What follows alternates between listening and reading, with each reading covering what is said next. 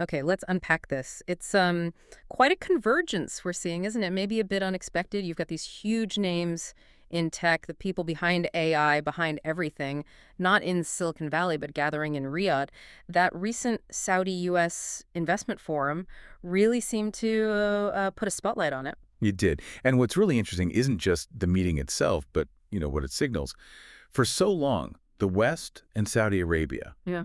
that relationship was mostly about oil, right? Yeah. This forum, though, it feels like maybe the start of something broader, potentially transformative. Exactly. And that's what we want to dig into today. We've been looking at the reports, especially one that paints a picture of the atmosphere and who was there. Our mission really is to get a clearer handle on Saudi Arabia's Vision 2030. It's this huge plan to, thrive without relying so much on oil, and the absolutely crucial role Western tech seems to be playing in that. Yeah, and if you think about the bigger picture, Vision 2030 isn't just some internal policy shift. If they pull this off, it could genuinely reshape, well, global economic and tech landscapes. Mm. So understanding the motives, the implications, it's pretty vital if you want to understand where things might be heading. So let's set the scene. The Ritz-Carlton in Riyadh, very luxurious, according to our source, Bert Arjan Milinar. He's a Dutch health tech investor. The place was just buzzing, packed with European, American tech investors, startups. Hmm. And he put it quite well, actually. He said Saudi Arabia offers vision and money. That's a powerful mix. That really does cut to the heart of it, doesn't Mm. it? Western tech brings the innovation, the know-how, Right. and Saudi Arabia has the capital. I mean, serious capital from oil wealth to really fuel these massive projects. It's quite an alignment of resources and ambition. And the star power was pretty incredible, too. President Trump, on his first overseas trip of his second term, his first stop, Saudi Arabia, and he brought, a powerhouse group of tech leaders with him. Yeah, it was notable. We're talking Sam Altman from OpenAI, Elon Musk, Jensen Huang from NVIDIA, Andy Jassy of Amazon. I mean, wow. That's quite the guest list. Yeah. The symbolism there is hard to miss. Having those specific leaders accompany a U.S. president on his first trip abroad, Yeah. it really underlines how central tech has become to, well, international relations and economic strategy. Definitely. And there were some, let's say, memorable moments from the private discussions, too. Apparently, Elon Musk, always the showman, had a Tesla robot dancing to YMCA. Oh, really? Yeah, for Trump and Crown Prince Mohammed bin Salman, MBS. And the report says they were both very impressed. It's quite an image. Huh. Well, that anecdote, maybe a bit theatrical. A bit. It actually says a lot about Saudi Arabia's ambitions, doesn't it? They're not just looking to buy tech. They clearly want to be seen as players right at the forefront of things like robotics and AI. These high-profile moments help broadcast that globally. And it wasn't just showmanship. Some serious deals were actually handed out during the forum. We saw multi-billion-dollar agreements for AI chips, the really advanced ones from AMD and NVIDIA, going to a Saudi AI company called Humane. Right, that's a significant investment in AI infrastructure. And on top of that, a huge defense contract. $142 billion agreed between the U.S. and Saudi Arabia. These deals show some very clear strategic priorities, huge financial commitments, that big push into AI hardware, buying up those chips. It's not just about data centers. It signals they want to be a major force in AI's future. We could see Saudi Arabia becoming a significant hub for AI research, maybe even development. And Musk's involvement wasn't just the dancing robot. He apparently got a firm commitment from MBS to use Starlink Okay. for aviation and maritime operations across Saudi Arabia. That's a pretty big win for Starlink. It really is. It shows Saudi Arabia is willing to adopt, cutting-edge tech to modernize their infrastructure, improve connectivity. And for Starlink, well, that's a major new market opening up. Now, the U.S.-Saudi relationship itself, that dynamic is really interesting here. Our source points out a contrast between Trump's approach now and his predecessor, Joe Biden.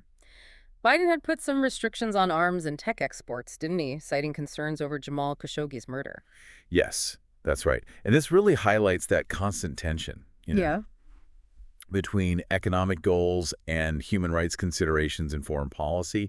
The Biden administration definitely leaned more towards prioritizing those human rights concerns, Mm-hmm. whereas the Trump administration seems much more focused on the economic opportunities, the deals. Yeah, Trump was quite open about his view of MBS, calling him a terrific guy. The article we read does briefly touch on the Khashoggi killing and the CIA assessment, Right. but it's clear the main focus at this forum was business, building these economic ties. It's important to remember there are definitely different viewpoints on this relationship. Even with the focus on economic cooperation now, those human rights concerns haven't gone away from many international observers. Okay, so let's really get into the driver behind all this. Vision 2030. It launched back in 2016, and the core goal is just massive, transforming the Saudi economy so it can live without oil by 2030. That is a monumental task. Especially when oil still brings in about, what, three-quarters of their government revenue? Exactly. It shows some serious long-term strategic thinking, though. They clearly see the writing on the wall, finite resource, global shift towards cleaner energy. Diversification isn't just a nice-to-have for them. It feels like an absolute necessity for their future stability. And the main engine for this seems to be the Public Investment Fund, the PIF. Ah, yes, the PIF. It's huge, over $900 billion in assets, basically reinvesting that oil money. And they've already put significant chunks into big Western names, Disney, BP, Uber, Bank of America. Right. The PIF is really driving this diversification. Mm. By putting capital into all sorts of sectors, internationally and at home, they're trying to seed new industries, reduce that oil dependency. Plus, investing in established Western firms gives them access to expertise, technology. And at home, they're pouring money into huge infrastructure projects, shopping malls, high-tech hospitals, and then there are the mega projects, the most famous probably being NEOM, Neom, yeah, the futuristic city. planned for the Red Sea coast. It even includes, get this, a ski resort with artificial snow in Saudi Arabia. Talk about ambition. You really can't get much more ambitious. And these mega projects, they serve multiple purposes, right? Attract foreign investment, create jobs for Saudis, position the country as a hub for innovation, tourism. The scale of something like NEOM definitely gets global attention, though, it also raises questions about feasibility, sustainability. And it's important we mention this rapid change isn't without criticism. Human Rights Watch, for instance, has raised serious concerns. Widespread human rights issues linked to these big projects. Especially concerning migrant workers. Yes, particularly the working conditions for the millions of migrant workers involved. The source also notes a kind of mixed picture on rights generally, some improvements for women, apparently. But alongside that, a worsening situation for freedom of expression under MBS. A real climate of fear, it suggests, about speaking out. Yeah, it's crucial to see the whole picture. Economic development is happening, modernization too. But it's alongside these significant social and human rights challenges that, well, you can't really ignore them. The issues raised by groups like Human Rights Watch are a really vital part of understanding the full story here. Interestingly, though, it sounds like these human rights issues weren't really on the table at the investment forum itself. No, it seems not. The focus was very much on Saudi Arabia's big spending on AI and the potential profits for Western companies. And MBS's expectation seems pretty clear, too. He wants reciprocal investment back into Saudi Arabia. Which, again, it just underlines how economic goals are prioritized in these kinds of high-level meetings. The potential for financial return often takes precedence, even when ethical questions linger. And on that AI front specifically, Amazon secured a massive deal, $5 billion. $5 billion, wow. Yeah, to help Saudi Arabia build its AI startup infrastructure. We're talking data centers filled with, well, hundreds of thousands of those NVIDIA and AMD chips over the next 5 years. That is a huge commitment to AI. Partnering with Amazon gives them instant access to top-tier tech and expertise. It's definitely going to accelerate their development in that whole AI space. Something else that stood out from our source, from Bert Arjan Milinar again, was his observation about the speed of decision-making in Saudi Arabia. He contrasted their move-forward approach with, well, what he called poldering in Europe. Right, the consensus building, which can be slow. Exactly, that often lengthy democratic process. He even noted a kind of hesitancy in Europe to invest, despite having innovation and plenty of capital and pension funds. It's an interesting point.